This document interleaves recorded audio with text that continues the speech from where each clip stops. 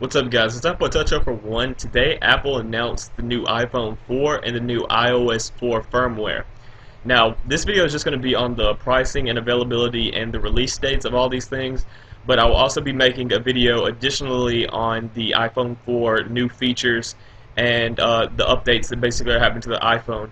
And that video will be out later. It's going to be pretty long because they added a shitload of new features, and I hate to have to say it that way, but that's the only way I can explain it.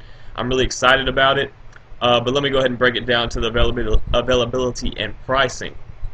Okay, so the iPhone 4 is going to be released on June 25th. That's when you can buy it. You can pre-order it as early as June 15th, I think, and then the iOS 4 will be released for all the other devices, the iPad, the iPhone 3GS, iPhone 3G, on June 21st, I believe.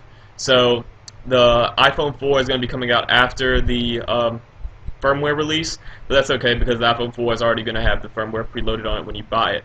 Now, on iOS 4, it's not going to be available for the iPhone first generation or the first generation iPod Touch. It's just going to be available for the newer iPod Touches, the iPhone 3G, 3GS, and the iPad. So not available to anybody with older devices, which is pretty much fine now because most people have begun to upgrade.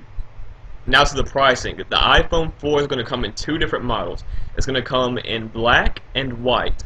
Now the pricing on this is going to be different between the 16 gigabyte and the 32 gigabyte models. The 16 gigabyte model will go for $199.99, and the 32 gigabyte model will go for $299. So the pricing is not that bad. It's not too outrageously expensive, but that's of course with the 2-year contract, and I'll add a little bit more to that later.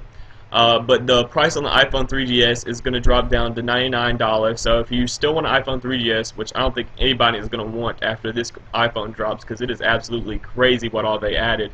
But if you want the iPhone 3GS, it's going to be down to $99. Now, AT&T decided to take the how long it takes to upgrade. Like normally, you have to wait like 2 years to upgrade after you make your contract, or it's like a year, whatever it is. It's different for each person pretty much, but they're taking 6 months off of that. So if you have a year to wait for an upgrade, now it's just 6 months to wait. If you had like a year and a half, you can already upgrade.